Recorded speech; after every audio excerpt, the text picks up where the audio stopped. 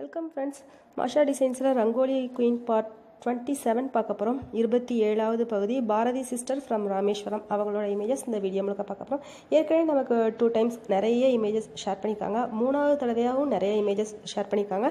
வருஷப்படி தான் நான் எல்லாரோட இமேஜஸும் போட்டுட்ருக்கேன். 3வதாக இவங்க அதிகமாக இமேஜஸ் அனுப்பியிருக்காங்க.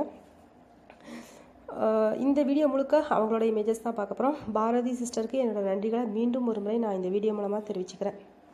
அவ்வளோ கலர்ஃபுல்லான கோலங்கள் எல்லாமே நமக்காக சேர்த்து வச்சு அழகாக நமக்கு ஷேர் பண்ணியிருக்காங்க. அவங்களுக்கு மீண்டும் என்னோட நன்றிகளை இந்த வீடியோ மூலமாக தெரிவிச்சுக்கிறேன். வீடியோவோட இறுதி பகுதியில் இதுக்கு அடுத்து யாரோட இமேஜஸ் வரும் அப்படிங்கிறத சொல்லிடுவேன். ஸோ வீடியோவை முழுமையாக தொடர்ந்து பாருங்கள். எல்லா வீடியோஸையும் பாருங்கள். நிறைய பேர் நிறைய விதமான கோலங்கள் ஷேர் பண்ணியிருக்காங்க. எல்லா வீடியோஸையும் ஒரு பிளேலிஸ்ட்டில் போட்டு வச்சுருக்கேன். ரங்கோலி டிசைன்ஸ் அப்படிங்கிற பிளேலிஸ்ட்டில் இருக்கும். டிஸ்கிரிப்ஷன் பாக்ஸ் லிங்க்கை ஓப்பன் பண்ணி பாருங்கள். அப்படி இல்லைனா சேனலில் போய் நீங்கள் பார்க்கலாம். நீங்கள் அனுப்ப வேண்டிய நம்பர் 9445266602. மறக்காமல் எல்லா இமேஜுக்குள்ளேயும் உங்கள் ஊரையும் பேரையும் டைப் பண்ணி அனுப்புங்க. முடியாதவங்க ஃபஸ்ட் அண்ட் லாஸ்ட் இமேஜுக்கு உள்ளேயாவது டைப் பண்ணி அனுப்புங்க. தயவுசெய்து வாட்ஸ்அப்பில் வெளியே டைப் பண்ணி அனுப்பாதீங்க. இப்போ சிஸ்டரோட இமேஜஸ் எல்லாமே நம்ம பார்க்கலாம்.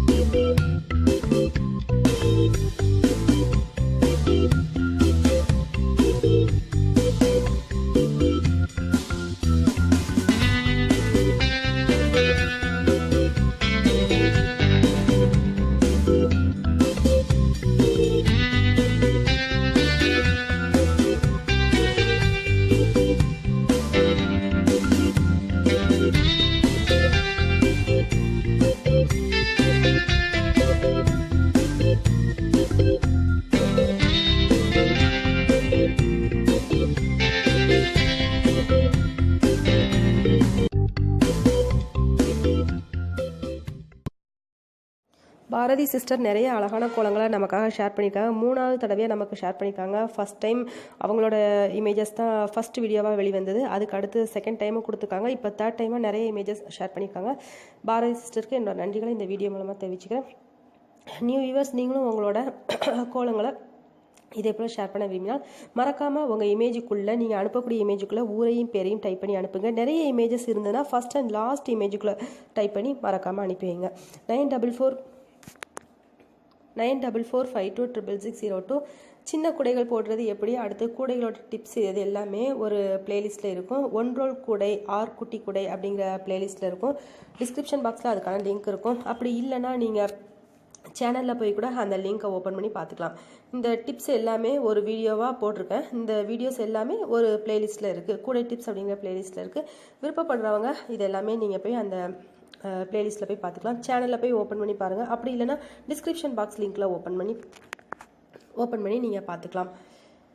ஓகே ஃப்ரெண்ட்ஸ், இதுக்கு அடுத்து மீண்டும் ஒரு வீடியோவில் சந்திக்கலாம். இதுக்கடுத்து நம்ம பார்க்க போது பிரைமோ ஃபேஷன்ஸ் சங்கீதா சிஸ்டர் அனுப்பின இமேஜஸ் பார்க்கலாம். குளித்தலையிலேருந்து அனுப்பி வச்சுருக்காங்க. அவங்களோட இமேஜஸ் இதுக்கு அடுத்த வீடியோவில் பார்க்கலாம். தேங்க்யூ.